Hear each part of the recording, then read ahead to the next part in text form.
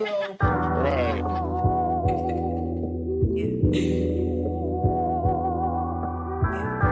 Keep all this good.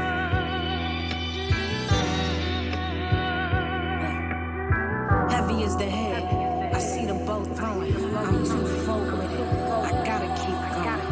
Kobe with the wins. You niggas just Ginobili. You winning on me, cousin me. Let's keep.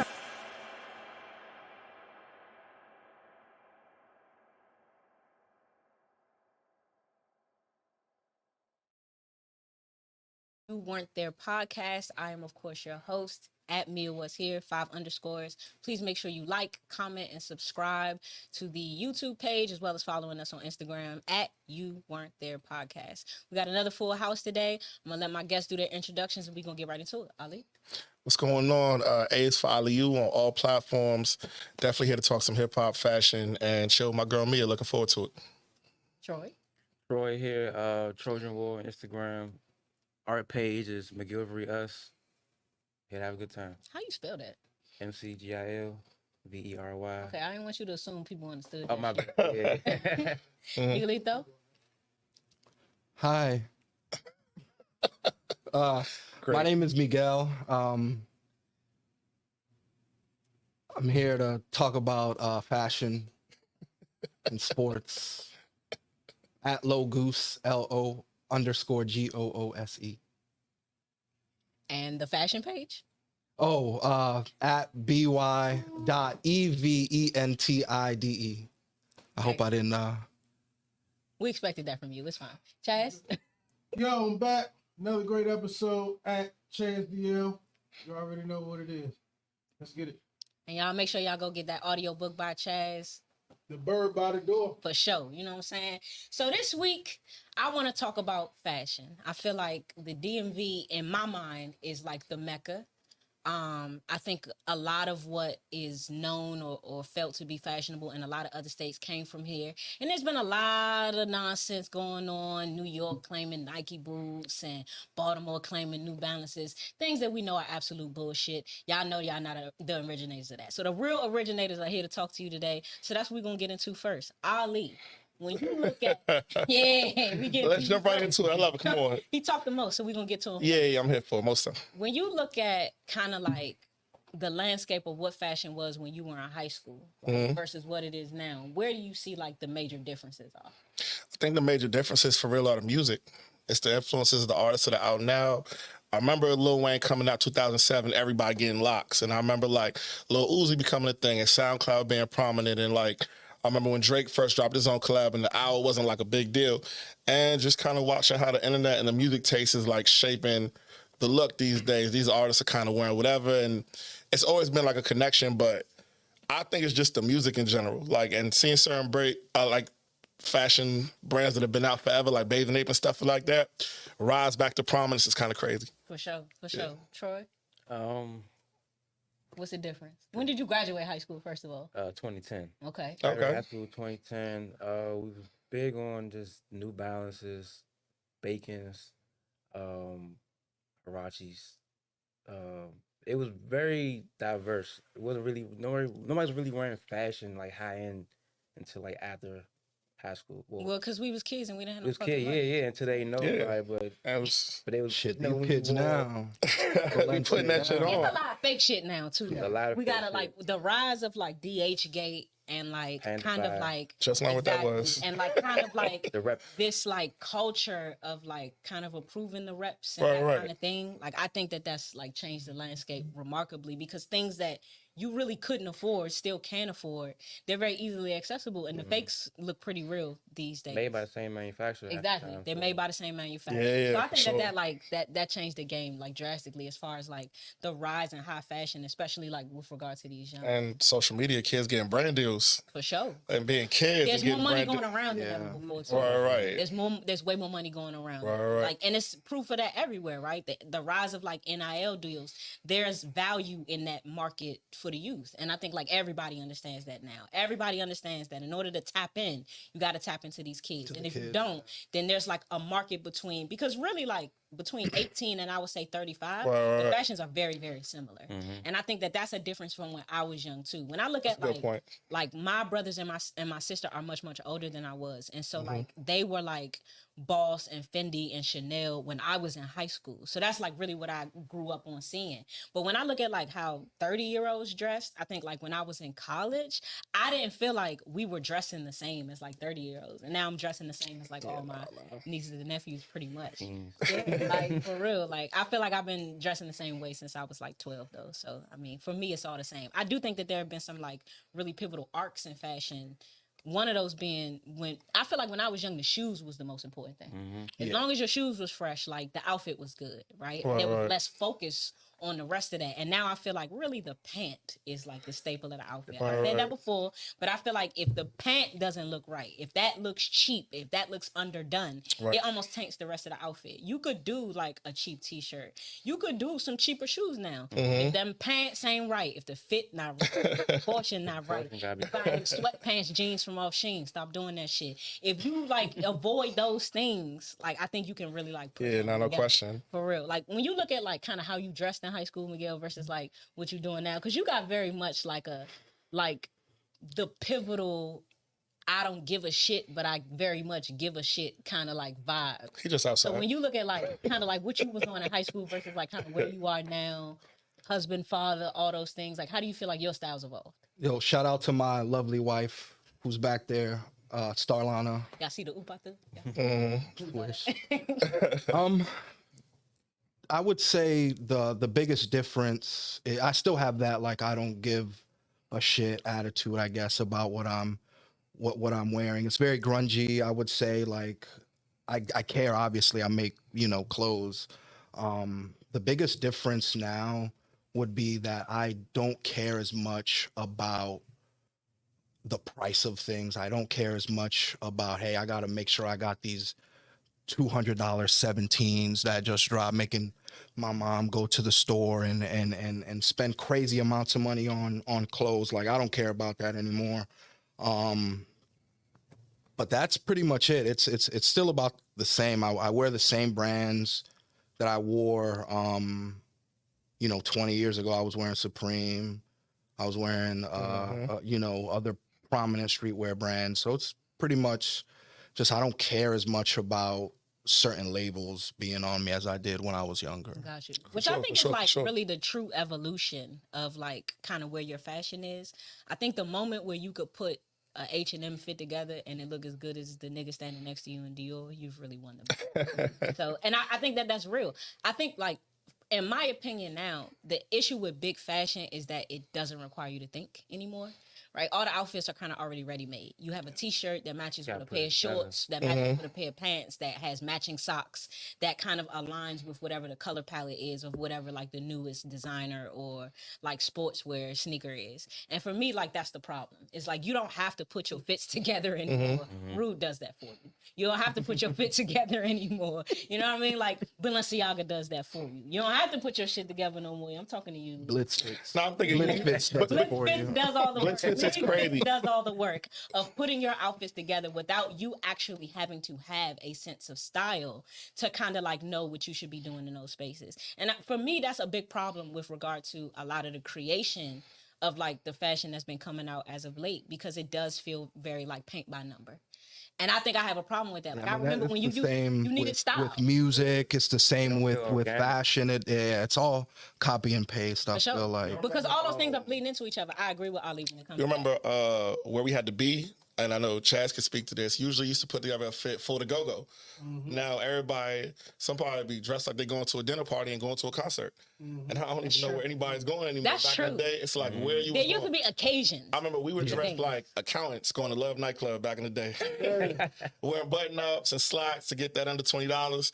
In the moment, it was just part of the experience. It's like you felt a little corny, but we was all on that. But all of that was like reflective of the era too, because that was the change clothes era, For sure. right? So Yeah, they had to like take them them jerseys off and put you a Yeah. button on. I was So I was going. that's what Ali is saying. Yeah, I was going to Young Dro. park in shorts. Don't believe that. I was getting into the park with shorts for free, eating good, drinking good. Don't believe that. Well, yeah, he was a big fan of Park. But I remember like when Young Dro came out, I just saw an old picture with how big polo boots were. You know what I'm saying? Like it's like Man. it was a moment. That was definitely my freshman year Had a at college. pair, yeah. Like, It was a moment. You get polo the boots low was boots. if you didn't have a pair of them low boots, like you wasn't Right. hitting. If you didn't have a pair of polo boots in like 08, 09, Yeah. wasn't it for real? I remember growing up around my neighborhood, and Chaz could speak to this. We like my neighborhood in particular was obsessed with low top Air Forces. Yeah. That was like we swore by them, and like nobody was doing them down the street or up the street, but every color, every flavor, everybody had a pair of low top Air Force Ones, and it was like the thing to have. So I remember like things being big in your neighborhood. You know, somebody get a pair of antique denims, and it was like, man, before you could wear them 3 days in a row, your bro like, bro, let me get them. Yo, Or just like not even necessarily a neighborhood thing, but there were things that were very reflective of the time. Selvage, right? I remember when like selvage was kind of the thing that you had to have. Selfish denim. You didn't have if you didn't have no selvage denim, like you wasn't doing it. Like if you yeah. if you didn't have no APC, like you Or G-Star. yeah, or no G-Star, Oh, you yeah, really nah, wasn't. G-Star was a You pandemic. really wasn't. Yeah, That raw G-Star was the Japanese epidemic. denim. It's a few yeah, that raw brands Japanese denim was had like the moments. thing. I remember the Armani Exchange was designer at one point. Nah, definitely. The Armani Exchange, I like Listen. Uh-huh. I still see some of y'all niggas in Armani Exchange and Concords. What do we And I'm stand not with going to that? say this shit again. Take the motherfucking Concords off your feet. You need to, that really tells me a lot about a person is the number of Jordans that you wear. If you out here in 11s, I rebuke it. I don't think that's fair. dressing like you really did it, don't wear them Space Jams out to the club and think you can do something. All right, you dressing for niggas at that point, and that's something that needs to stop too. You need to start dressing in things that are presentable to women, and don't no bitch want to see you in no Concord 11s and your Armani Exchange T-shirt acting like you getting to it. Unless she You're got a not, mean and it's jump really shot. not. You talking like that? Bitch is too busy wearing your Timbs. The Yadas is in though. The Yadas is in. You go back to your closet, your Timbs is missing, your shorty got them on. Yadas is in though. That was like the theme of the summer was like But I'm talking oversized about- shorts, long socks, But I'm Yadas. talking about the unisex is getting so blurry that you check your closet, your jeans is missing, your jersey missing. hoodie, You Unisex check and check, she in the mirror with your shit on. I can't Not the really judge underwear. that. I've been stealing hoodies for like 5 years. That's what I'm saying. So, shout out to my baby, but I don't judge that because like I've been dressing like a 12-year-old boy since I was 12. Totally and I feel respect it. it. It's And that's just what I'm on. Like But- I ain't changing. As far as the labels and stuff, when I was coming up though, I used to go the opposite way though. Mm. So everybody, like when North Face was in, right. I was let me go get Helly. Let me get You know Columbia. what I'm saying? Like you said, Definitely had Air Force Columbia. Ones was the thing in that, but I didn't Yeah. do that one with my leg type. It didn't work for me. Right. But I always go opposite of what everybody was Right. doing. Yeah. Which I think is important too. Like it's understanding like where you fall in all of this, right? Just because something is trendy or it's working for everybody else, fit and proportion is huge. And I feel like that's something good that point. gets left out of like the fashion conversation. Uh-huh. Is that it doesn't matter what you wear. If the proportion is off on your body, like you big niggas wearing mediums. You gotta stop that shit. Ali. Yeah, You know man. what I'm I think that saying? Like shit- Figure out your size. figure chart. out your size. shit Fit kinda in fried. proportion. You need to get you a tailor. You can go to any cleaners and they'll hem your shit for you. I know that like some stuff with some slack was popping. I got some on right now. Right. But understanding fit and proportion to me has always been the biggest like issue with regard to fashion. Is like people not knowing what works for them because they so busy worrying about what works for everybody else and what everybody else is I'm gonna doing. add to that, and I think there's iconic sauce. Biggie wore the Coogee in the Jesus piece, and still go crazy to this day. That's iconic. So I think if you can find a way to make some your signature look, I always like signature looks. I think it's important when you develop I respect that. your own palette. Tyler has a signature. Yeah, your own Which is palette or silhouette. like grumpy old men. low- And I like Yeah, that. I like the grumpy old when men. you develop your palette and your silhouette, and you like, all right, if you see anything like that, you can tell when somebody's copying you when you've been doing your own thing long enough. For sure. Right. But I think, everybody's doing a little bit of everything. And I think when you see people, like I said earlier, you can tell what kind of music they listen to the second you look at them. How so? Remember when everybody was tailored? I remember that very vividly. I remember when Don Kennedy got on the scene and we was all in the low spot and it was cool to listen to stuff like that. I remember even going with Miguel to like a Fat Man Key show and just like seeing the low key artists having this Key, you still owe me $20. Shout out to Key.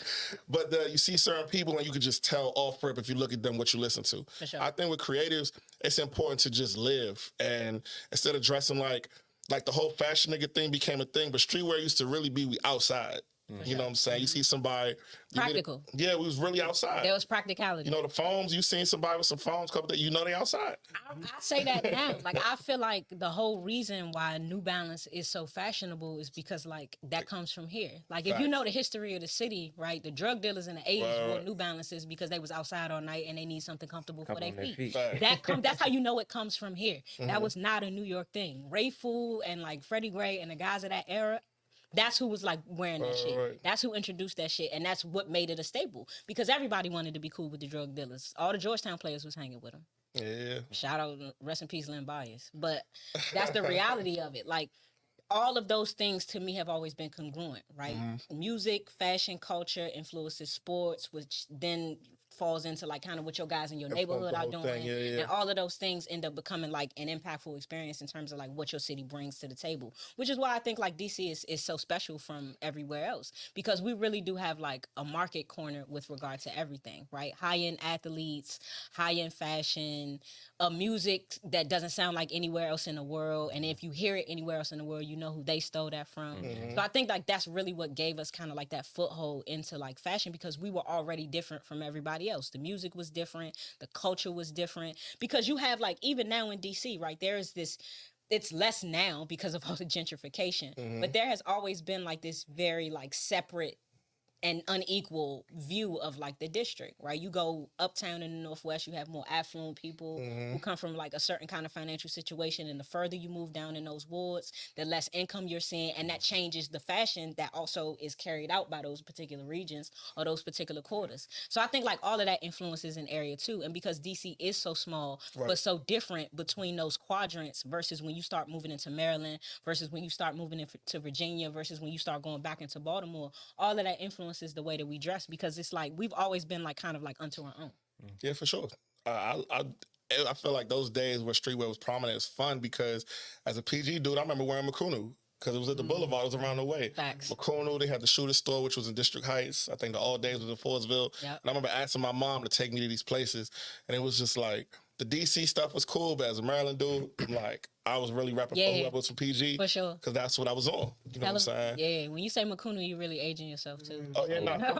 But I think I really, it's a testimony to entrepreneurship. For you know, sure. like, he was on the radio and making clothes. We really and come now from that. Everybody doing it, and it's just like, man, shout out to people who are ahead of their time, man. Yeah. For sure, man. Shout out to It's a weird place to be. When you like, I was doing it he was 10 special. years ago, 12, 15 years ago. You're like the first one to do it. It is a weird place. And now it's so normal for everybody to have a million brands. But it was like, I heard it have to be like, I do a go-go thing, and then I do this, and I do that. Back in the day, So like, they all had their own entrepreneurship, that shit store. was For important. sure. All had their own And that was shop. the thing too. It Yeah. wasn't just that these were like entrepreneurs who were like creating these things that everybody in the area wanted to be a part of. It was that they were legitimate entrepreneurs. Like these people had like Ideas. brick and mortar Yeah, for sure. everything that they were creating, which I think is really like the path of leadership that has been created in the city, because you do have these people who are creatives, have these amazing ideas, these amazing senses of style, but are also like good businessmen. And to me, some of that has gotten lost.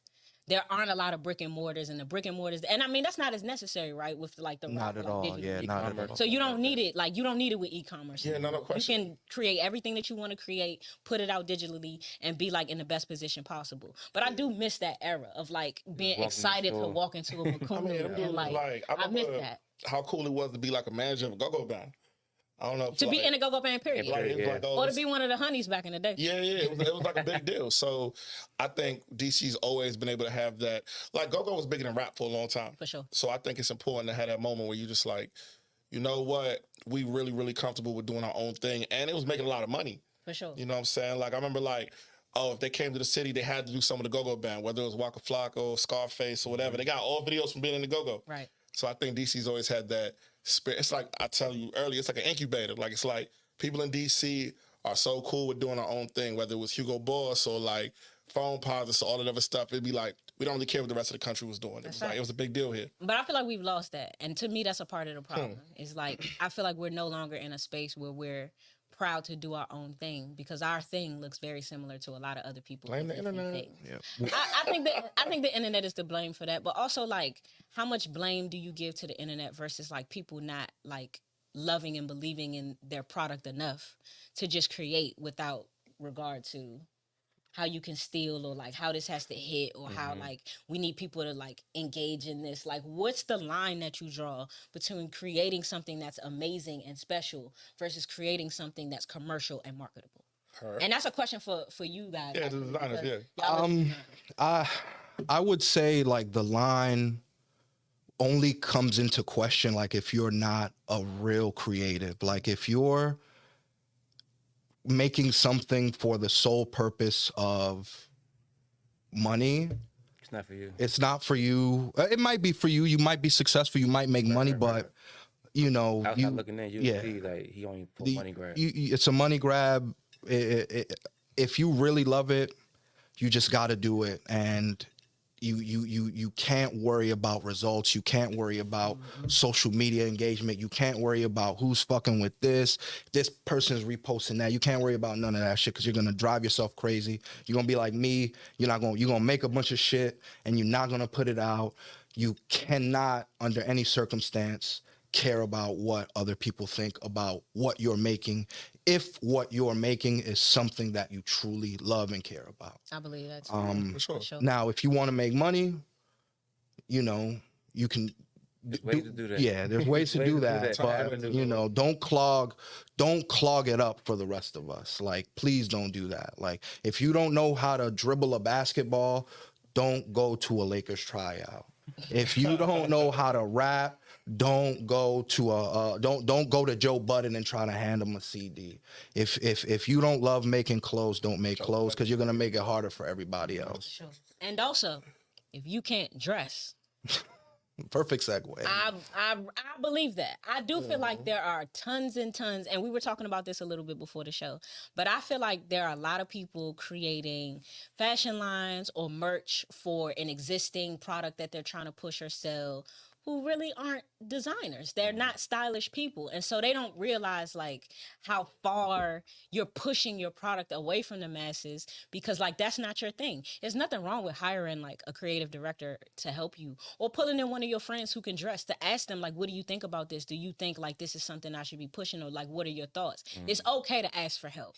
I feel like a big issue in this area specifically is that we are surrounded by the egomaniacal. And a lot of people think that because they think they're capable of something, that means they're capable of something, and that's not realistic. It's okay to just say, I'm not great at this particular portion of things. Maybe I should get some help. And that could just mean getting one of your friends. We say this every episode, and I'm going to keep saying it. It is imperative to work across. It is imperative to pull in people who are right next to you, who've gone to school with you, or went to college with you, or go to church with you, or that you know from any aspect of your life, you went to high school with them, to say, hey, listen, like I have some ideas about this. Let me run these ideas past you and see what you think. There's nothing wrong with getting some help, but it's a problem for me when a lot of you non-dressing motherfuckers, and it's a lot of y'all, who put out this shitty merch and these shitty products without consulting people who could help you to push those things along. And the truth is, there's tons of material out here that is great, that could be extremely influential, that just hasn't caught on yet. And that's not a problem. I feel like at some point you'll catch fire. But putting out bullshit just to be putting out bullshit because you think you got it and you don't need no help is a problem. Get some help, work across. That being said, Troy, Look in your closet. for sure. Look in your For sure. closet Throw first. some of that shit away too, man. Like, it's all right to like do some spring cleaning. Like, I'm still wearing a lot of stuff that I was wearing that I was in high school, and luckily for me, I'm about the same size, so a lot of Like that I stuff can still still. fit mine. but it's not always the case. It's all right to do some spring cleaning and to get rid of some things that like no longer fit like who you've evolved into, and that's fine. And understanding that fashion is in fact evolution is fine too. You can change small pieces of how you put things together without changing the whole of who you are. I've been dressing like a 12-year-old boy since middle school, and ain't nobody finna change me. But I think like my evolution in that has become like a bit more polished over time. And you look, your style. for sure. I think, bro, you gotta find your community, man. I think it's too many That's true, motherfuckers too. making shit who are not outside. You was not at the concerts. You're not at the parties. You're not going.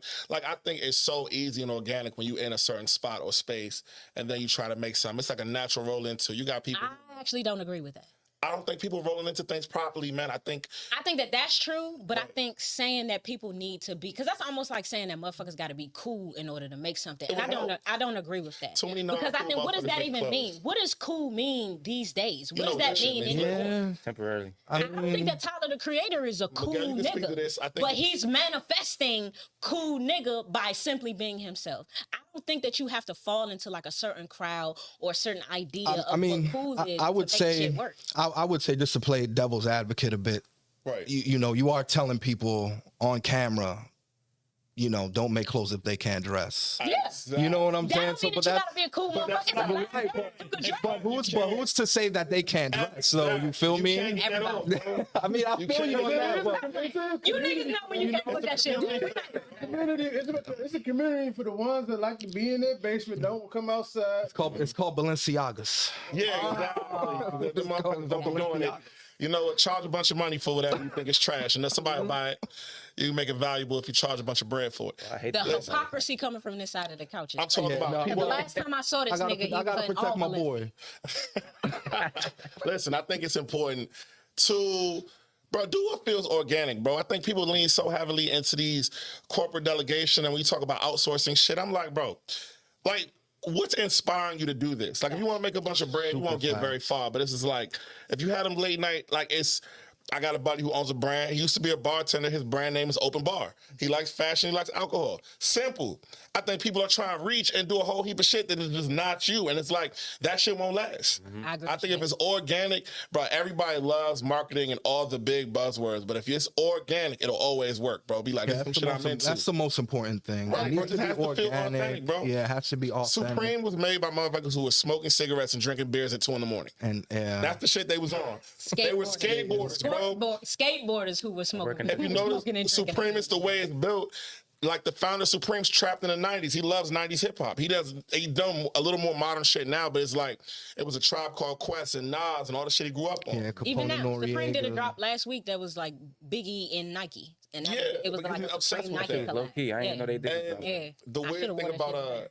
giving people Had to fashion do advice, it's hard to tell somebody to be organic. I don't know how to tell you to be organic. It's like I don't know what being yourself looks like for you. Just That being said, especially right? if it's somebody that you're not familiar with. Like if I see somebody, a random kid walking down the street with a Nirvana shirt, I'm thinking to myself like, or a fucking enter the Wu-Tang shirt. Like, have you ever heard of any Wu-Tang? Have you ever heard a Wu-Tang song? Like, to me, that's like you're not being yourself. You're just doing this because you see other people wearing it. It's cool. That's when it's like, all right, you got to be organic. But if you don't know the person, man, if you're not familiar with their life story or whatever it is that drives them to dress a certain way, man, then let them dress how they want to. So that being the case, right? When you look at your brand and like kind of what your approach has been, right, with By Event Tide, how do you feel like you've managed to like stay organic, and where do you feel like you need to improve as far as like being able to push that brand? Because we all know. I ain't gonna talk about them shorts. I ain't gonna talk about the fact. I ain't gonna talk about the fact I've been waiting 3 months. I was waiting 3 months for these, y'all. I've been waiting on these hoes since fucking June. All right, we're not gonna talk about that. I ain't put his business out They there. not coming I ain't a out. snitch. You They know not what I'm coming out. They not coming out. Friends and family. Yeah, these are F and F right here. yeah, no question. I would say so. For the first part of the question, just how do I stay organic and I guess true to myself? I don't really allow too many outside influences. Like I don't allow like other brands to really affect what it is that I'm doing. Like I see everybody now is wearing those bell bottom flare leg denim. Like never in a million years would I wear some shit like that. You know what I'm saying? And I would never put something out like that. Not because, well, I mean, I hate it. But not because it's because like I hate it. I would say because I don't like that, I would never wear it. My bad, I got the cotton mouth right now. No, I love that. Normally I'm hating stuff. But normalize disliking stuff. Yeah, but be like that shit is whack. Like I can't do it. I try not to, do like release garments that are trendy.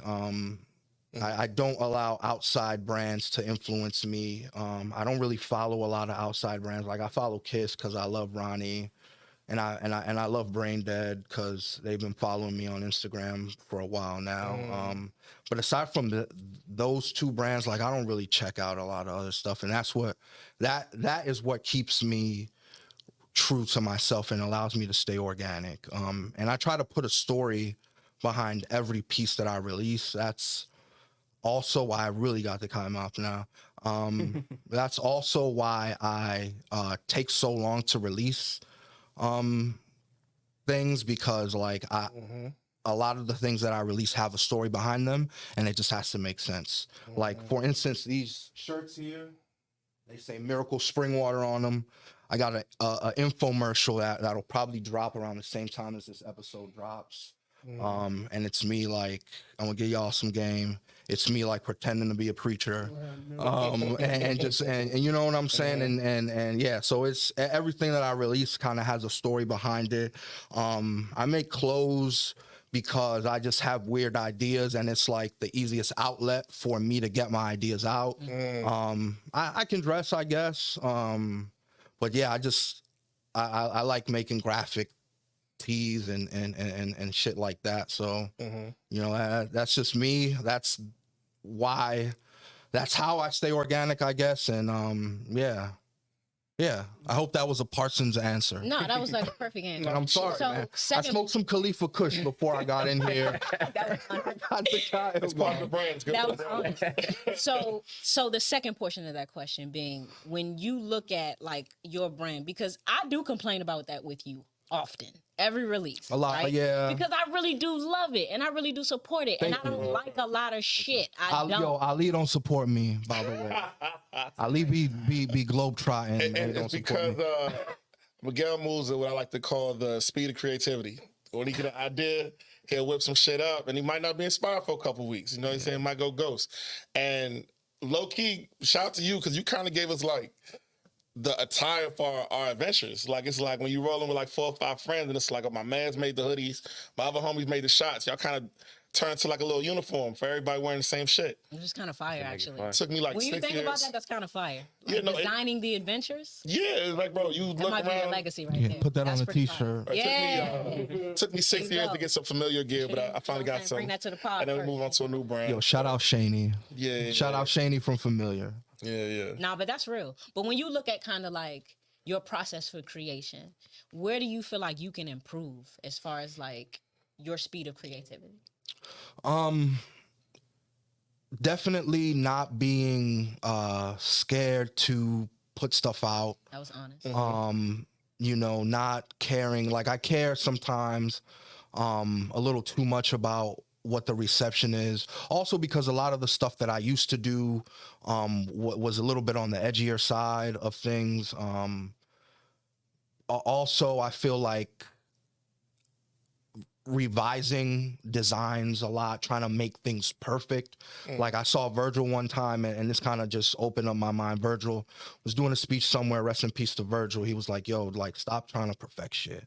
Just fucking put it out, man. And that's always been an issue with me, especially like as a designer, trying to ensure or in my head, ensure that things look absolutely perfect. Make sure that this I is proportionate to this letter and this and that. You know, just not allowing myself to go down that rabbit hole. As a creative, will definitely help me speed up the I process. respect that. Troy? Yeah, for sure. Because everybody not gonna see what you see. So Right. if you say you design on Illustrator and you just use the kern and just stretch out the letter, and you like, all right, the I's a little higher, but the L is a little lower. But nobody's gonna see what you see unless you point it out. Right. But actual designer gonna be like, hey, I see that it's not even, it's not level. Yeah, Like, what's going on with this? Right. right. But you gotta take that with a grain of salt and be like, hey, I appreciate that. Yeah. I did it on purpose. I wanted somebody to catch it. But if somebody caught it, they caught it. If they didn't, they didn't. But Right. fashion is just Nah, like, that's cold. you gotta be yourself. Don't put too much time into it. Like, I spent 3 hours on one design and never used it.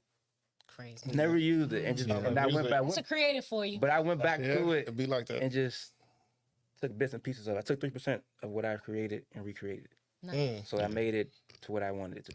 Okay. Yeah. So like when you look at kind of like, because you're like a little newer in the space, if you will, I'm right? very, very new. So when you look at like kind of like what your goals are as far as like a creator, where do you feel like if I can manage to do this, I'll be exactly where I want to be as far as like being able to move and push the product forward? Basically my goal is I just want to put out outfits. Mm. I don't want to put out pieces or a hat or a sock. Well, I'm doing that now, but like when I put my first collection, you have an idea to choose for my hat, shirt, So you like the pants, paint by number shit. everything. So I want you to put Respect. like a uniform. I want you to be a cartoon. Okay, I respect that, Mm-hmm. and I think that that's kind of like the trend as far as a lot of fashion is like putting together a uniform. And I think that that's great from a design standpoint, but I think as far as like what I put on my body, Mm-hmm.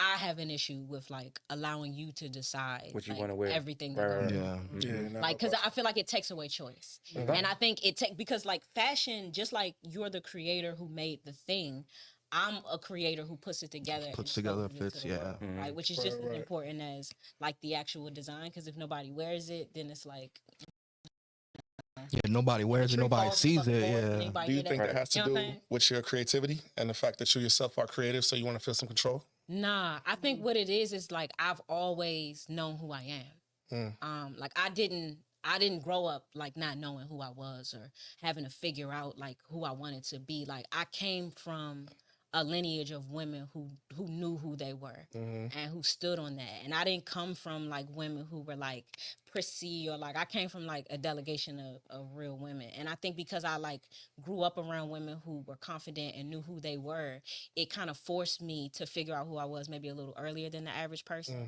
And I truly feel like what I wear is the representation of me. And I have a very specific idea behind that representation. And I do not care about what your idea is regarding my representation of myself. So I don't allow people to, and don't get me wrong, like I wear like, you know, a sweatsuit or like things that like go together but I just prefer the concept of being able to display who I am based on my choices and not based on what you told me worked. So that's just me. Like it's really just like a mode of like, nah, I know who I am. And No, I like that. all this shit, it might not be representative of me. Maybe sounds just the like, shirt, maybe just the pants, maybe they work together one day, maybe they don't. But I just like the idea of like what I wear every single day. I don't give a shit if I'm going to the grocery store. Everything that I wear every day is representative of who I am as a person. And I'm not letting nobody get in the way of that, including the fucking designer. I love that. I think it's very important for everything you throw on to tell a story. The shirt I got on now, my brother passed. I think it's important to always have everything Rest you in peace. own be like one of your favorite things. I think it's always important for everything you own to tell a story. And that's why I always kind of bump heads with the ideas of being a fashion nigga or whatever. It's like a commodified version. I think it's always cool when you see somebody with a coat that looks great on them and they'll be like, oh, I had this for like 6 years. Right. They grew into the coat. It's like my favorite piece. It's so hard to build a wardrobe For sure. of pieces that always look great or you get a compliment every time you wear it. Yeah. Because I think that's important too. Like it's hard, man. And for me, that's always like important too. Like when it comes to fashion, is the acknowledgement of the importance of pieces. There are things that I have that I've had forever, and it's like stuff goes in and out. Like I bought like a I think it was like a '96 Olympic varsity jacket years ago. Like back when like you could buy shit from eBay and like get good pieces and they were still cheap. Right before the resale market went crazy, and now things that you used to be able to get for like $150 are costing you $1,500. So I think for me, like I appreciate pieces for that reason because like there are so many little things that I've like copped over the years that had nothing to do with anything, and I might not have wore that for 2 years, but then by the time I put it back on, it's like okay, I'm right on time. So I believe in like in pieces, and I think that's so important in terms of like how you put things together. I'm not a paint by numbers type of person. I like it, and I think that it works, and I think that there are some people who need it. So it's not like that particular like mode of like creation is unimportant. It's all important. All of it is important. For sure. But for me, just not my personal thing. So as designers, how do y'all, you know, y'all tell y'all story, but how do y'all get it to y'all community? How do y'all find y'all community to relate to y'all stories when y'all create these pieces? That's a good one.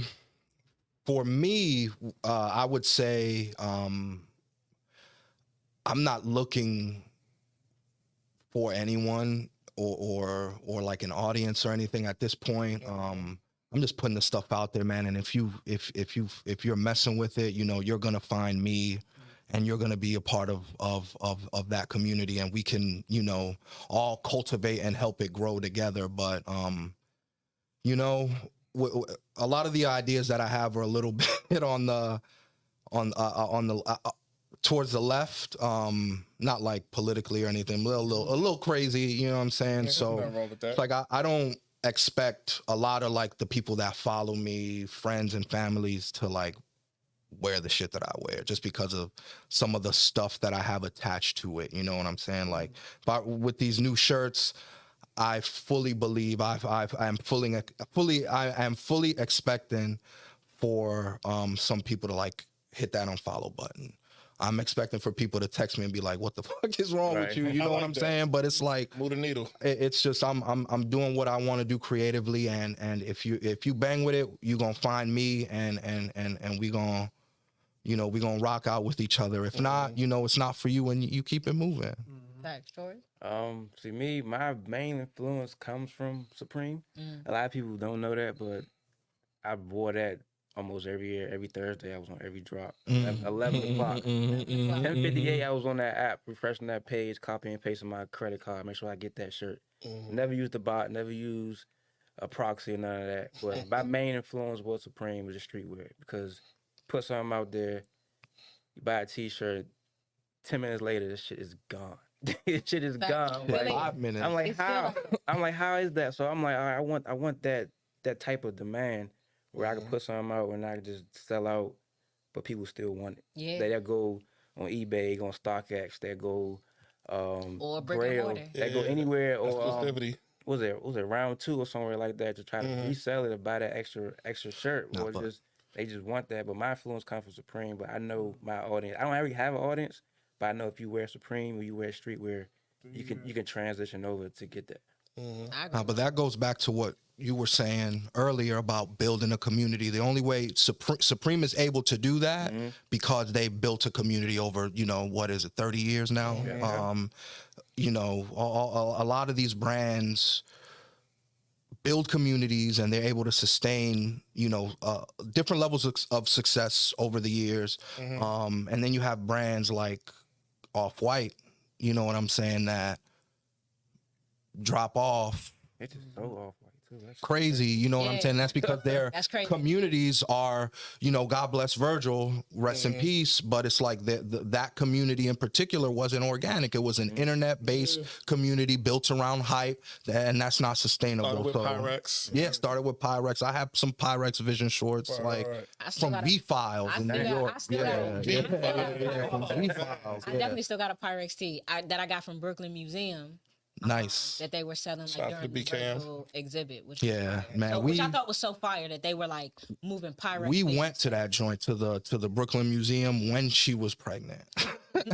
Yeah. It's the whole thing. It was a fire exhibit. So I got a Yeah, question for you. it was Piece by amazing. piece. Like that was a well put together exhibit because they gave you like a full view of like kind of like where it started, and like what the intention was up until the moment that we lost. Oh, for sure. How do y'all feel about the incorporation of AI as creatives? I hate it. For real? Do you I hate it, do you think yeah. it has some usefulness? It can be used. It has to- usefulness. It depends on how you use it. There we go. If you rely on it, like, I don't lie. I use ChatGPT, but ChatGPT is like, it's super smart. I ain't ready for Skynet. I just use it. I yet. use it for like resume building, like answer certain questions. Okay. To give you, like, ideas. I don't use Yeah. it for being creative. For practical things. You use it Yeah. for practical Yeah, stuff. yeah, Yeah. yeah. Like, We say use I a lot got- of AI like at my job. I got 50, But it's like 50 note-taking. shirts. Like, how should I Okay, sell these yeah. shirts at this price or this price? How should I market it? And they give me a whole breakdown. Yeah, I use it for Right. that, but I don't use it like for a cheat code. I think there's usefulness to it for Mm-hmm. For sure. sure. I don't think you should be letting it control like kind of the way that You can create. tell AI work. Like, it just looks pixelated. It's too Yeah, crispy. fake. Yeah, it's yeah. too crisp. I think all creativity should always be like 30% personal. Like it should never go 30% personal. Not because so many things can happen and you can have a lot of different motivations and we all got stuff we got to take care of. But I think you should always put a little bit of yourself in your work. I think of like the major companies that acquire brands that they have nothing connected to. They just Yeah, I'm solely looking at die. they're looking at accounting sheets and stuff like that. And then other people are just like, they like, man, we can't do it quite like you. Right. Like you look at like, I remember there was like a documentary on like Polo and he was like, I only made stuff as I said, I made kids' clothes when I had kids, and I made bedding when I bought a house. And he said, I made couches when I needed furniture. And he just kept making everything revolved around whatever I needed at the moment. Which So is that's kind the of a question. beautiful way to see art. Yeah, that's Yeah. the question. So as creatives or designers, what do you see yourselves getting to a point to where you're wearing your clothing every day, and then like you said, like as eventually as a creative, I want to get to a point to where, like you said, I want a couch is gonna be my brand couch. It's gonna be my brand pillowcases. Or do y'all see yourselves getting that far as with Yeah, Because Larry every June day doing for that right y'all? now with Midnight Organic. Yeah. I think that's So it's cold, definitely yeah. possible. Yeah. I literally just look in my room and my closet and be like, I'm gonna recreate that, that. Mhm. Comforters, t-shirts, like towels, stuff that I wear all the time. I won't put my name on it, but not to make money, but I just feel more comfortable stepping on my own floor mat. Yeah. using my own my fire. own loofah, like put my brand on it. I like There's that. an audience for it, but I'm just not right now. Like, Okay. it's Fair enough. eventually gonna come. Fair enough. No, I like that. That's, Okay. that's a great idea. So, as a contrarian, I have a question for everybody. Mhm. Right? Top 3 worst fashion brands all time. Go. Yep. Nah, y'all coming back to me. I gotta think about it. Oh, man. Top 3 worst fashion brands. Don't think you got away from this goddamn question. You can go first, Chase. Damn, worst. Top 3 worst. Let's do it. Sean John. Damn. Oh, the timing. No Diddy. The timing is crazy. I don't even want to go He there. made good cologne. Yo, Man. never mind. Tell the truth. I'm gonna leave Craig Mack out of this one. Rest in peace, Craig Mack. Yo, did y'all hear how he died? For real? 8? He died of AIDS, bro. Apparently, he was living with AIDS for like years. I I hate to be so morbid. I'm sorry. No, y'all. it's part of the brand. Yeah, rest It is though. in peace, Craig Mack. I gotta think of somebody. It gotta be some white Come to friends. me, I did got. Okay, fair enough. Okay, Worst brands 3. I think are. I actually put this in a song. I don't want to hear all that. Top 3 right now. Nah, wait, we need the This nigga bars. talk We need the forever. bars. I'm We need not the gonna rap bars. it, obviously. They kind of play first. One brand I don't. Amiri. I think Amiri is awful. I think it was I think awful. when it- Amiri is pretty bad. No. You had your turn. You're going to let I'm agreeing. My bad. Mary. I didn't like Amiri for personal reasons because I think it's a little too harsh. I'm good on Thrasher. I think when religion and clothes come in, it's cool for political statements, but I'd be like, damn, like F Christ on a hoodie is kind of crazy. Supreme does it too. I tend to avoid those things. A lot of Yeah. a lot of demon-based stuff, and I tend Yeah, to I avoid pass those. on. Yeah, when they put the Baphomets on the hoodie, I'm like, Yeah. I ain't buying that. yeah, or Illuminati rules on the hoodie is kind of crazy. All right, so Mary, Thrasher. Amiri and Thrasher and another brand I couldn't really get behind.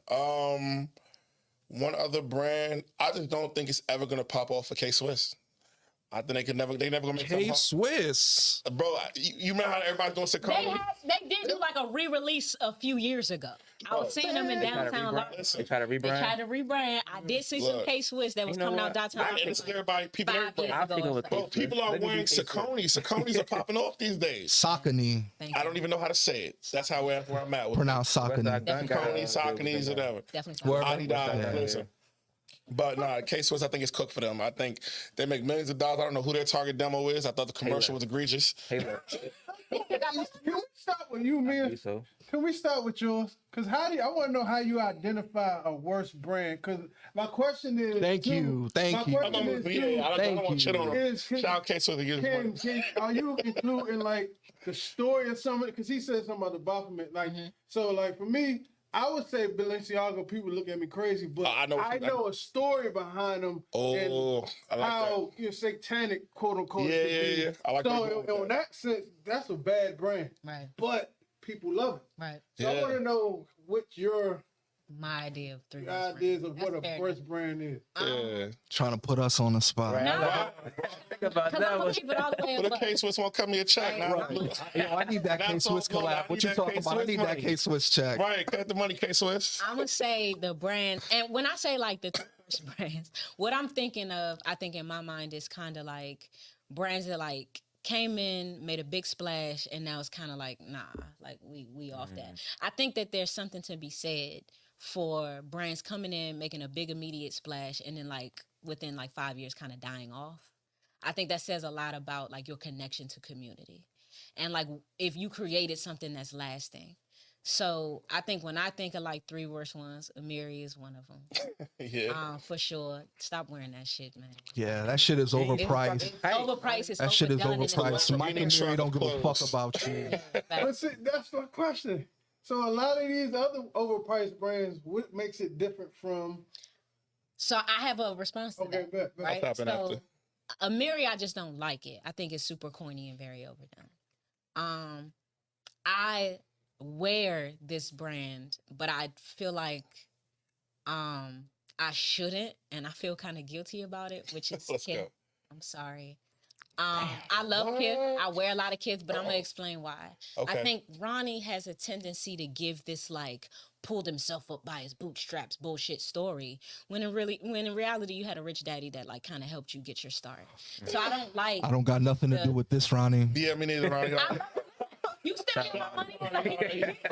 He's still getting my bread, and I like it. We're not talking about Ronnie is single-handedly responsible for bringing A6 back from the dead and making A6 And a his story- viable we're not street talking brand. about He was a like stock He boy. was a stock boy, a viability. buyer. Yeah, he really, We're not talking about the nah. viability of a brand because I still wear Kith. I was looking at some shit on Kith this week, so it's not like I don't still wear. I'm not a hypocrite. I'm not gonna sit here and lie to you. Right, I wouldn't right, wear that shit. I'm definitely still wearing Kith, but I do have a problem with a brand creator making it seem like he had a struggle that he really didn't have. That's a problem for me. You think he does to that? make him more That's relatable fair. in a given community? That's fair. That's a problem.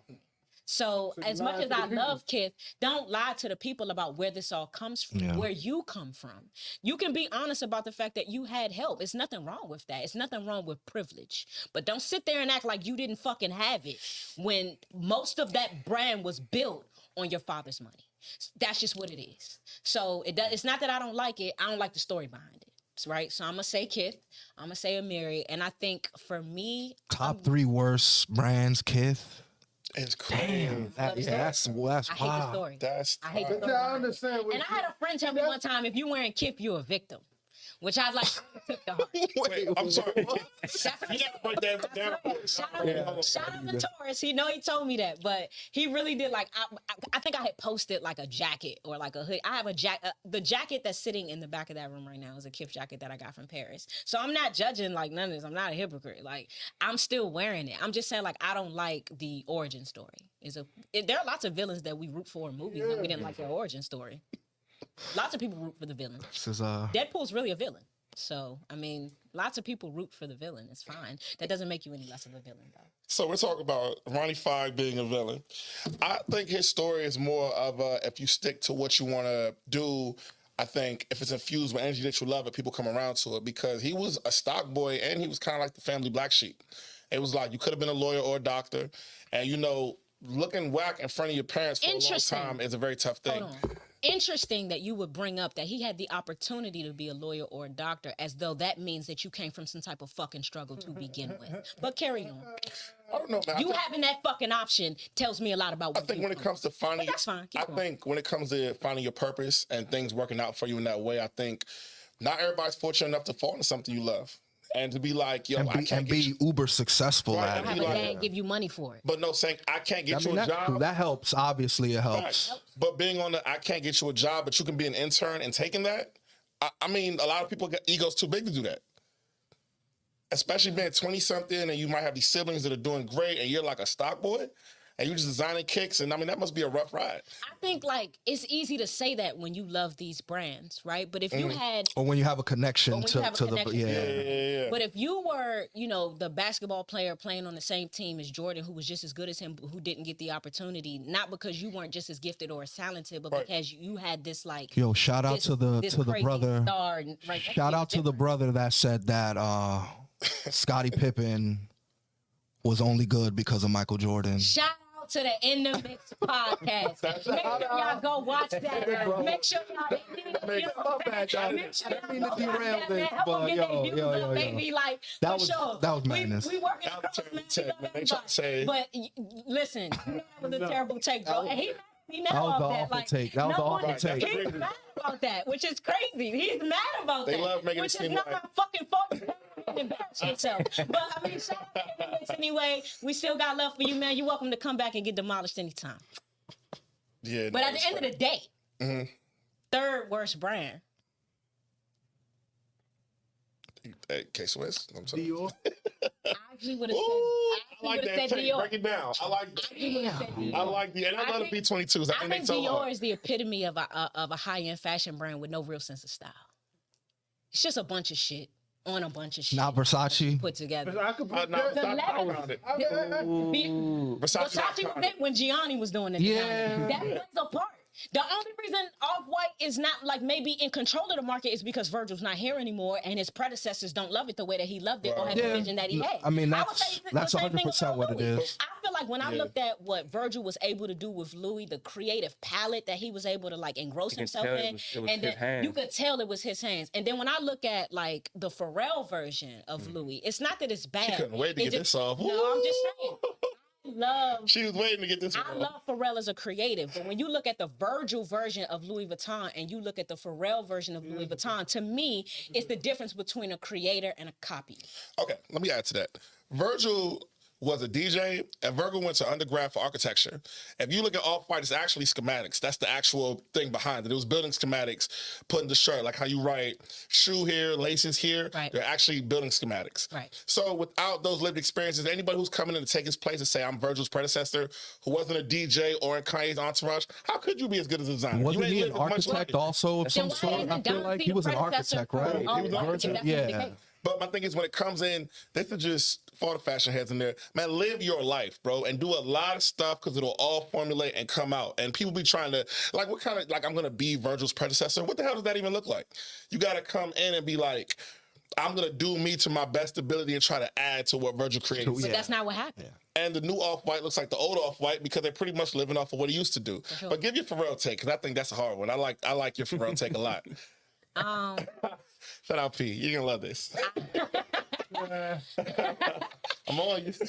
I love Pharrell. I think that he's an amazing creative musically. But But when it comes to him as the lead designer of Louis Vuitton specifically, I don't see where he did anything unique or different. I felt like he took a lot of existing Virgil and Louis designs and maximized them. So instead of putting just a damier print on a bag, you put it on an entire flight suit, you put it on an entire skeet suit, you put it on hats, you put it on glasses. I'm kind of worried though. And I'm gonna be honest, Your money It back. looked like we could put his name now, in. hold on, let me get this off. Let me get this off. 'Cause this is what I say about KITH. And I had this conversation with somebody recently. Okay. Because KITH has gone more from, I think, like, the evolution of its own style to more of like the brand manager of a lot of other styles, right? So when you go into a KITH store, right, every store is an experience. I've been to KITHs, like almost every KITH in the world except for the new one in Toronto. That's a flex.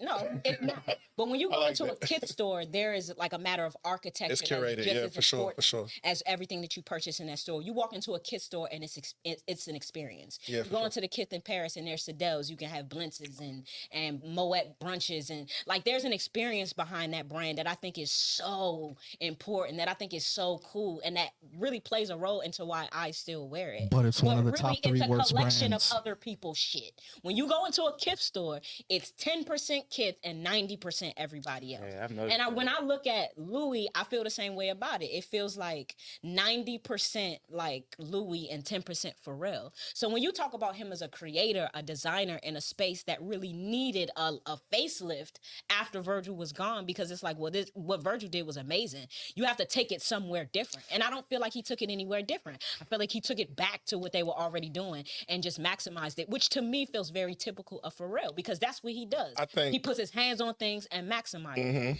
When you put your hands on things and maximize them, you build on what's like kind of already there. Building on what's already there is not the same as creating something new. I think we would have hated it no matter who it was. We all missing Virgil, and I think whoever was next don't had think big shoes to fill. I don't think so. I don't think And so. I'm just saying, I think it's big shoes You to ain't got fill. no. You ain't got no votes over here. I think Yeah. taking a swing at it is all you can do. And in terms of KITH has done collabs with Coca-Cola, Disney, and BMW. And I Tag think Heuer. Tag Heuer. Right, Tag Heuer. He just got a Giorgio Armani suit coming out. I think Ronnie is really going through checklists of brands he's a fan of and collabing with them. And I think that's really, really difficult to do. I don't think even there's anything wrong with that, but what I'm saying is like there's a difference. I think it's the between other way creating around. I think and, the like, brands are reaching out being to like him. I don't think supporter Coca-Cola's of- reaching out to anybody, brother. I don't Oh, think yeah, Coca-Cola. Coca-Cola and Lucky Charms and Kellogg and all them. Like, I mean, he's doing brands like he's helping Disney become modern on some Kingdom Hearts shit. Nah, He's they like, are reaching out though. you think They have to. To You have KITH, he tapped maybe in. Coca-Cola, but He tapped in. everyone else. I know Tag Heuer for certain is tapping into Right. KITH. You know what I'm saying? So it's cool watching him collab with all those brands, because if you listen to him talk, it's like it all kind of, whether you got millions, it's plenty of brands with a lot of money that can't get those connects. They are Yeah. legit fans of what he's doing, and he's made it cool to wear streetwear into your 30s. Like some of the stuff that Supreme makes when we were younger was a little too edgy. Yeah. 50s, 50, like 60. even Wesley Snipe was on the last Wesley was Snipes on the and last Brian who act. played Avon Barksdale? Wood Harris. And like, you know, the guy played Henry Hill. He's like, I'm a fan of these movies. People don't even talk about the Bronx Tale collection, the Goodfellas collection. That's the stuff I'm a fan of. Sopranos The collection. Vogue stuff that he But did. because nobody was doing it before him. Nobody was doing a Goodfellas collaboration and getting Joe Pesci and Even Kith. what he's been able to do Come on, with man. like the NFL and the NBA and the creation of those pieces. I have a huge disdain for NFL and NBA fashion. But top 3 worst brands though. Yeah, throw the NBA in there. Kith? Niggas be doing anything. Gotta be the devil's advocate. Come on, man. Can't you say Ronnie Five used to have his own brand before Kith was a thing? It used to be Ronnie Five collab with A6. All statements Yeah. made on the You Weren't There podcast are the sole opinion of the host and not by any of the guests featured on this show. Right. Shout out Skateboard P. Nah, I if mean, you get around to hearing this, just know. I feel like you gave Ronnie his flowers as close to you can get to like giving him his flowers, but to still say that it's one of the 3 worst brands out there. Only because of that's the a origin tough pill story. to. It is. I think he helps. I think you could learn a lot from the love upcoming Kith, designer. But I don't like the origin story. And I think if you compare that, like I come from a city of creators. I Yeah. come from a city Ooh, of okay. Hobo All right. and Okay. All Days. And people that really shooters had to get it and out the mud. McCool Yeah, and by Eventide and McGilvery and Pray For and Dreams of Triumph. That's what I come from. Fortunate. So an origin story matters to me. I don't like the concept of anybody who comes from privilege making it seem like they pulled themselves up by their bootstraps. Okay. I don't like that shit. You ain't come from that. You not cut from that. And that's fine. There are tons of privileged people who are amazing creators and who are allies. But I do not like, nor will I accept, the concept of somebody who comes from privilege pretending as though that aspect of their life is what relates to my story. You coming from that privilege and then going into those neighborhoods, seeing how those kids dress, having that influence you and creating based on that is the story. But you didn't pull yourself up by your bootstraps, and that lie concerns me. Do you think it makes or him being from New York adds to the fact they can do that and get away with it? Sure. It For sure. definitely does. Yeah, I was about to say, because when you talk about Because, DC, like, that's a great point, by the way. Such a collaborative community in terms of like everybody influencing everybody, whether or not they are able to like touch each other or Right, be a part of each other's lives in any real way. Right. Just walking around New York is influential. Yeah, So for yeah, sure. I definitely think that if he was coming from Boston doing that same shit, no, it doesn't work. See, I respect Ronnie because I like the idea of dressing your friends. The origin of Kith is Kith and Kin. He'd be like, I literally just made stuff that me and my friends would wear. Right. And he's been friends with the same dudes he's been friends with since he was working at David Z. So if you built it for your friends, they run all your flagship stores, and it's literally the same 8 or 9 people. I like that, man. I don't know how many people try to build things or be creatives and don't have friends or support groups. I think that's so weird to me.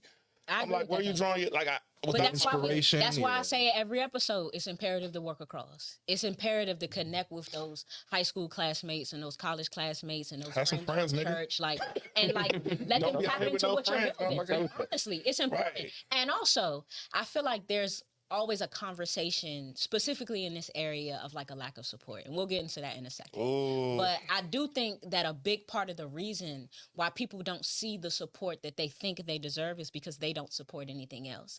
You constantly complain about how people don't support your music or your brand or your clothing line. When's the last time you supported anyone else? posting nobody When's the last stuff. time you bought some clothes that weren't yours? When's the last time you brought somebody on your show that was from this city? When's the last time that you put a designer in I a like that. place I like to that. be I able like to that. share what it is that they're creating because you believe in Yeah. it and because you was buying it before you was getting it for free? That's my concern. Mm. There is not a single brand in this city I mentioned on the show that I didn't spend money on before they stepped on this couch. And that's because That's I a believe fact. in supporting people Sure. in a real and a tangible way. And where you put your money is where you put your belief in something. And there's no way around it. You cannot say that you support something if you don't invest in it financially. Now, if that's only buying a t-shirt or whatever, a hat, then that's what it is until you're able to support that a little bit more, until you got a little more in your pocket. But at the end of the day, for you to say that you support something, you gotta get behind it. gotta And show you it. can't desire support from anyone or anything if you are unwilling to support. And I say that for the rappers, I say that for the singers, I say that for the designers, I say that for the other podcasters,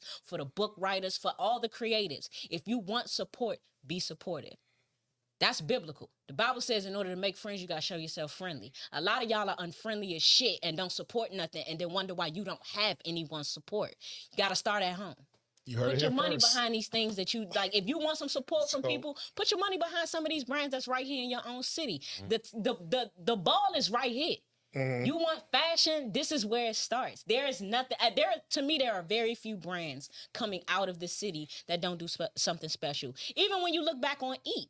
What Malik was doing with Eat and All Homage to me was incredible. And for whatever reason, like y'all got sick of it and it don't hit like it used to. But that's not because he's not still creating amazing things. It's because, things tend to die out very quickly in a city like this. But you got to be supporting your own people. And especially because y'all spend thousands upon thousands of dollars on designers who don't know you, don't even know who them don't care about you, who don't invest in your community, who don't even want niggas like you wearing their clothes. Boom. And yet here you are spending all your money when you could buy t-shirts and socks and hoodies, which are great and well designed from niggas that live next door. I don't understand the concept of that, and I don't rock like that. Boom. Make sure y'all get them and give, you know what I'm saying? Y'all, Boom. do that. Nah, like I'm that. Y'all see how I'm doing, you know what I'm saying? Go ahead and match that, you know what I'm saying? You brought up a good But- point with Malik and Eat. How do you think, and y'all can speak to this as designers, the transition out of the DMV? Once you got the support of your backyard, what do you think is the next step? What's another market that you think you could take your brand to and it thrive? New York. Nah, but tons of other markets, I whether think it's he LA did. or Atlanta. I think he did good with just transition and just helping his community out. He don't really, what I see, I don't really see him focus on clothing no more. It's just the youth. It's more community More outreach. community outreach. He's more trying to get the kids out And there's there. nothing wrong with transitioning Nothing and wrong with that. evolving the brand.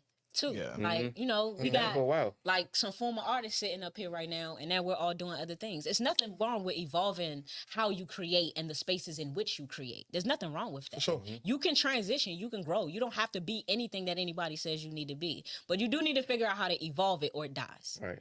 1,000%. I think that's what I was trying to etch at. You definitely have to grow it more. I hate saying something good that starts at home that dies before it takes off. When it's like, man, this is great. If you take it anywhere else, they're gonna love it even more when they love it I think he here. got what he came to get from the fashion though. He has his own New Balance. That shit He went didn't leave crazy. he didn't leave that situation broke. Like shout out to Malik, man. Shout out to Eat, All Homage. Like that was to me like Yeah, one of New the Balance collab. Yeah, he had a New Balance collab, right? Right. But that's the other thing I'm talking about. Like when you look at like collaborations in the city, right? You look like Joe Fresh Goods and what he's been able to do with the Love Joe Somewhere Fresh brand. Goods. Shout out That's a Joe. Chicago nigga who came in and took y'all city over.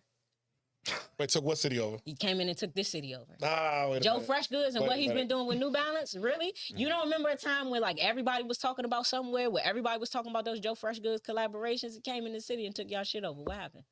I think, bro, them niggas, like, when I talk about demo, right, and we were having this conversation off mic, right, in terms of the amount of people you need to reach, Chicago is the third biggest city in America by far, right? So when we talk about, I shopped at Fat Tiger Workshop before it was Joe Fresh Goods. So when you talk about how he was moving, that didn't happen overnight. It's like a lot of things had to happen for New Balance to drop and be a cult classic. He's been working for a long time. And shout out to all the Chicago spots, St. Alfred's and, Leaders 1354 and all those cool brands and stuff like that. Them dudes been friends for a long time. Right. So none of that happens overnight. Like, Now, that for is the sure. equivalent of I Commonwealth. met Joe Fresh Goods years ago Right. at Chance the Rapper concert at George Mason, back when Hustle Simmons was still my manager, who was a Chicago influencer. Facts. And to me, like, that was an incredible experience because it was like DJ Oreo, was Joe Fresh Goods, it was Chance, it was Hustle. All those guys were Chicago guys. All of them had completely different paths as far as creativity, and all of them made something out of nothing. And to me, they showed me what's possible with collaboration. They showed me what's possible with working That's a with Midwest thing. what's possible when you take the creative like ingenuity of the guys in your city who are doing things and you combine to create something new. And I feel like that is something that is lacking here is collaboration.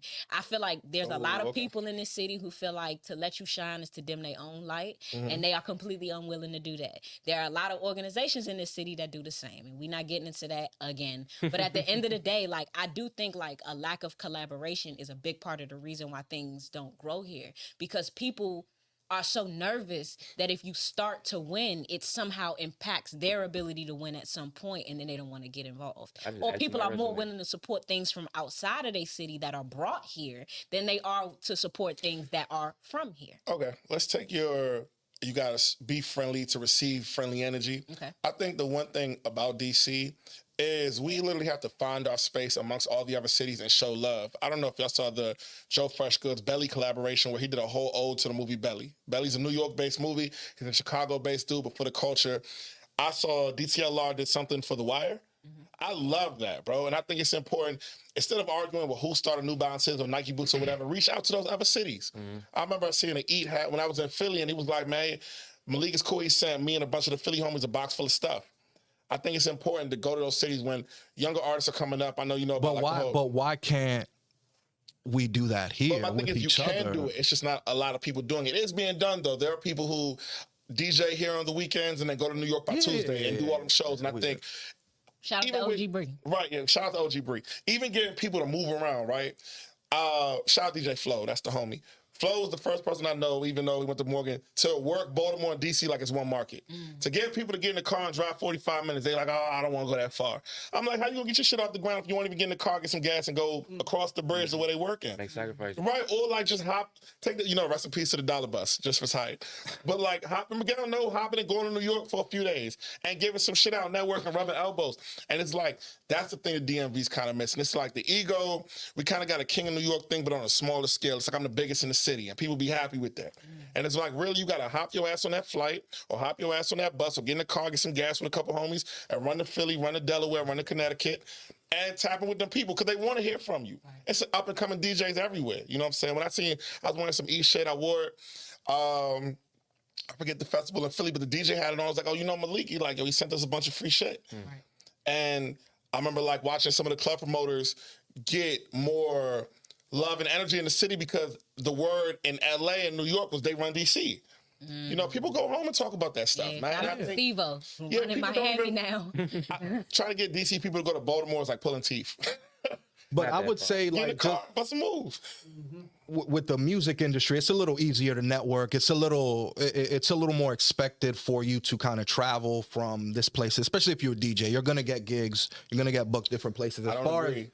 As far as like the clothing is concerned, it's a million times harder to network, to have people that are going to want to pay you for your clothes, because that's a big thing, right? I actually don't agree with that. And that's what I was saying. I don't. And I think that perspective needs work. Here's why, right? The thing about this city is that clothing, fashion, music, entertainment, it really kind of like all intertwined, right? So the nice thing is that you can actually use the same networking events that people use for music for fashion. Yeah. The same music you take, and I say this like because I think that Nature provides like a great example of that. He does Open Gym and he does Fresh Produce. Both of those are free events, right, that have producers, artists, and kind of like the people who are connected in the city in a large platform in one given space to kind of like network with each other. The same artists and producers that should be showing up to those events, clothing designers should be showing up to those events too, because these are the people that you want. Like, these are your best advertisements. You take these rappers who run in the city, you take these singers who have the connections, you give them some free clothes, you put them in your stuff, you tell them that, hey, I need you to post this on a page, I need you to tag me. If you do that for me, I got some more stuff coming for you. There are a lot of artists who would do that for you, who have built-in audiences of 10, 12,000 followers that you can tap into to expose the brand. Yeah. So I think that that perspective is part of the problem. It's thinking that there is separation between the creatives, when really the same creative events that work for musicians and creatives in those kind of spaces can be used to expand your brand. Yeah, no. That's I agree with that 100%. I'm just saying, from the perspective of an actual like DJ who has to network from city to city, it's easier than somebody who makes clothes. I feel that. Yeah, for sure. It's a lot harder for, let's say, me or you to get on a flight to LA to be like, yo, on a whim, I got clothes. It's easier for a DJ I got booked, I'm gonna go here. Facts. I'm a network. You know what I'm saying? What? Maybe that comes down to like how you're networking, right? Oh, definitely. Why isn't there opportunity to get connected with these DJs who do fly out to these places, have them wear your clothes and post it? That's y'all fault. That's on y'all. But no, my biggest issue, and this is, somebody who's admittedly an outsider, right? I'm originally from the Bronx. I've been living in Maryland for over 25 years, right? The issue with DC is that for the most part, a lot of there's two cultures, right? There's the actual local DC culture, right? I've been to Go-Go's as a kid, scared to death. From the Bronx, scared to death to go to Go-Go's, right? It is Right? spooky. You've got that side of it. And then you also have the Howard side of Transplant things, culture, the transplants, Yeah, the college kids, the motherfuckers that's going to Georgetown. I've been cursing a lot on here too. I'm sorry. We love But cursing. It's part of the brand. That's right. but you've Fucking got love that shit.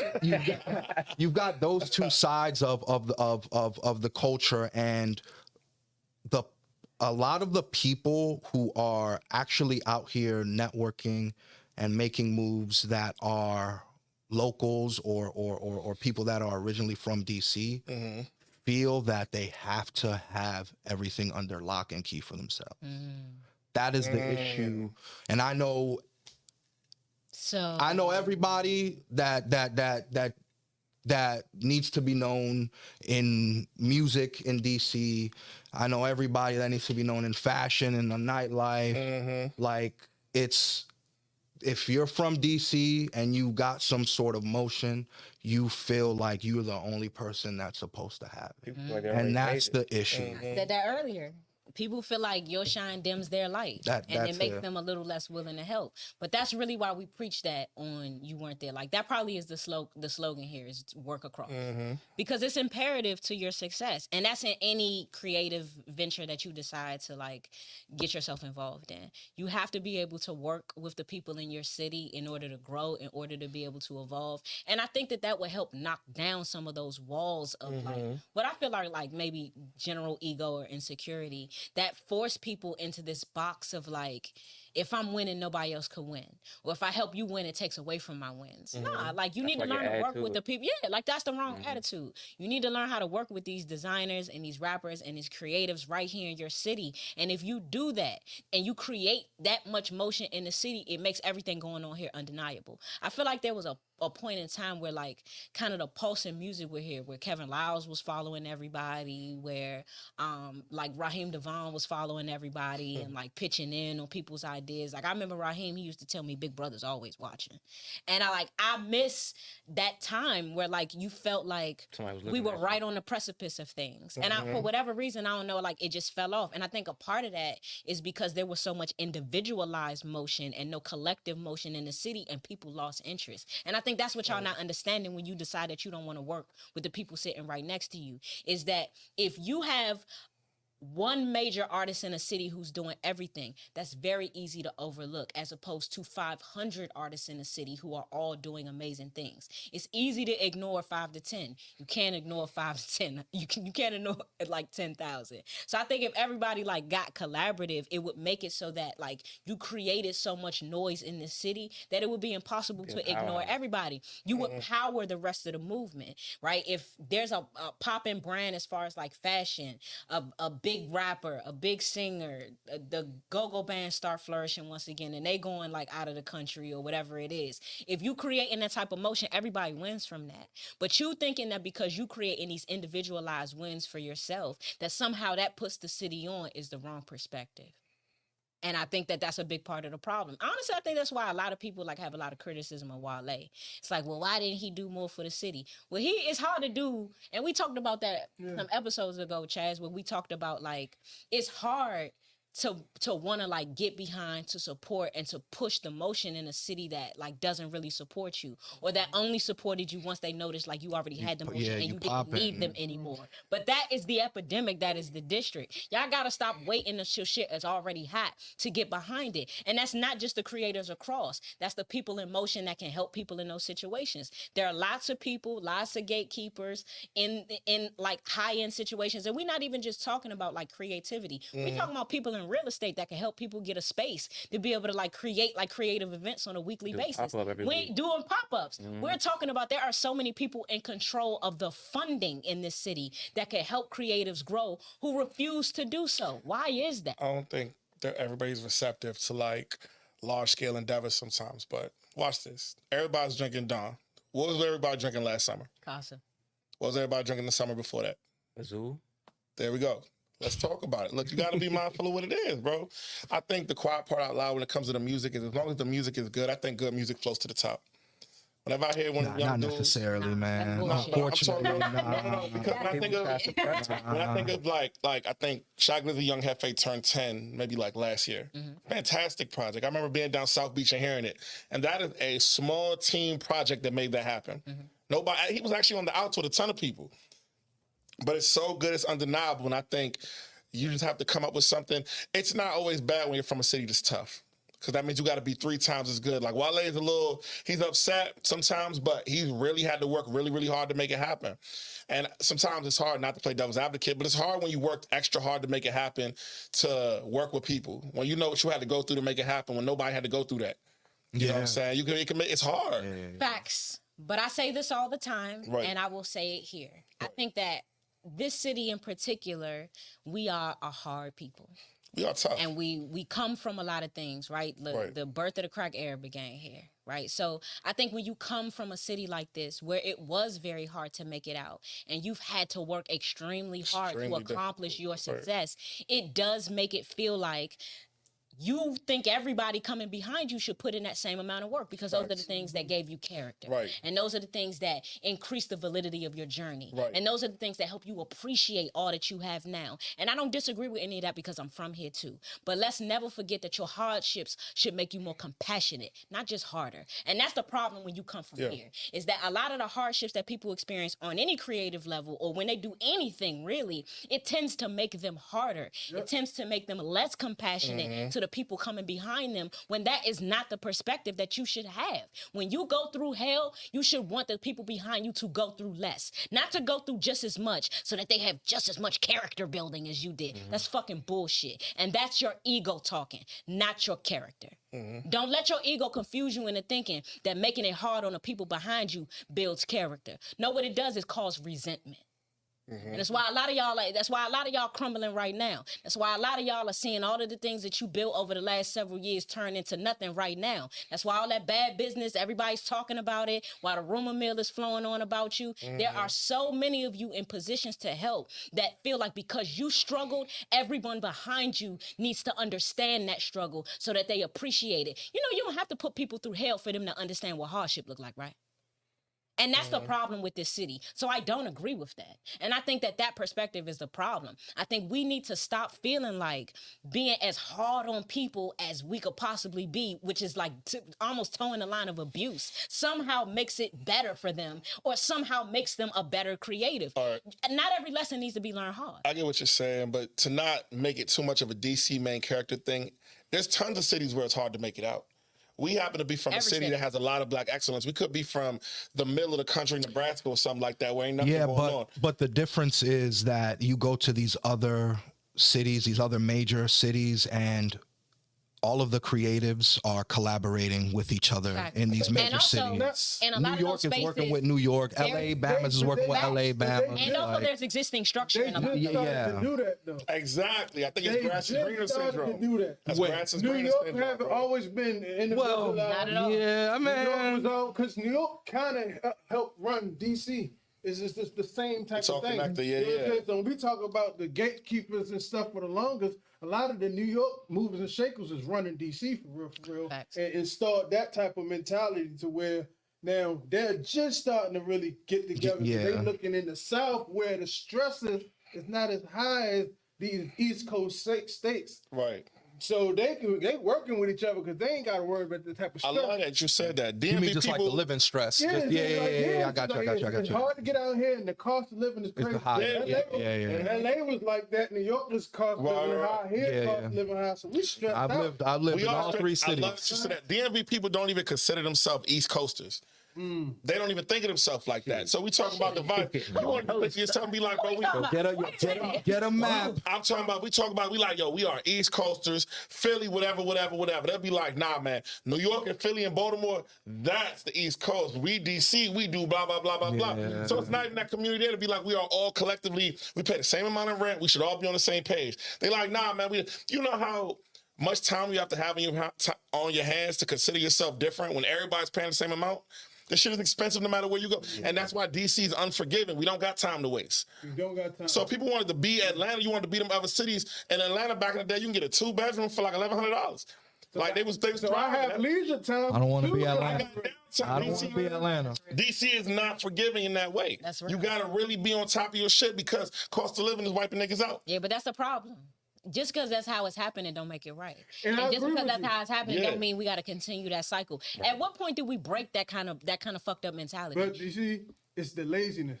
So the root of it is laziness because in order to get it here, like you said, we stressed out. But see, we got work ethic, so we gonna talk Right. with each other. You wake up early, but, but you lazy and you stressed out. I ain't about to waste my teeth for That's a 2 good hours. point. That's You know, a great I point. get my mindset because I got That's work a this great 12-hour point. shift for Yeah, this. yeah. And then the little 2 hours I got for my creative spaces, I'm gonna just put it in for me and I'm done. I ain't got nothing I think else that's for nobody a else. great point. Laziness is a word that Laziness, don't bro. get used very often, but boy, does that hit a lot of nails on the head. That's a Frustration. great point, For bro, sure. because it's like, I think entitlement is another great word. Yeah. oh, you think can't that- spell CG without entitlement. There's a lot of entitlement. There's a lot of bro. entitlement. It's our favorite thing. There's a lot of entitlement that comes from Come on, it. man. And I like that's something else that like honestly that's really why I feel like the collaboration doesn't happen too. I feel like there are a lot of people that feel like they should come to me.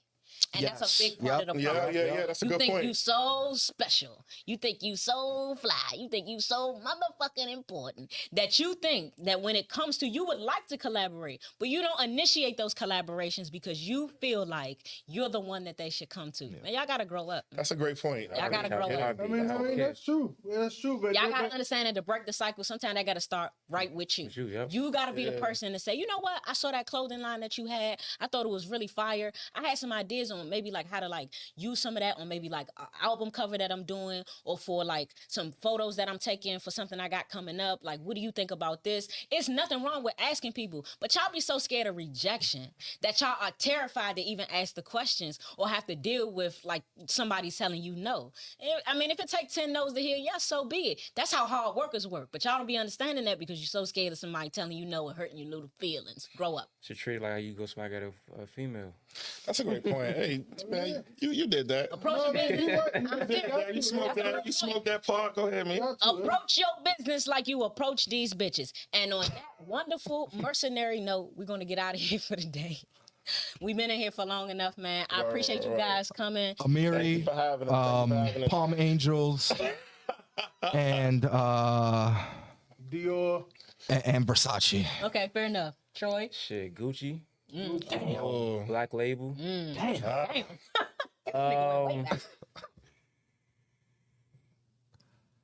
You had all this time, Troy. Tommy Hilfiger. Oh, no. Damn. I wouldn't get behind that. I mean, 'cause like you said, they don't even want you to win. Yeah.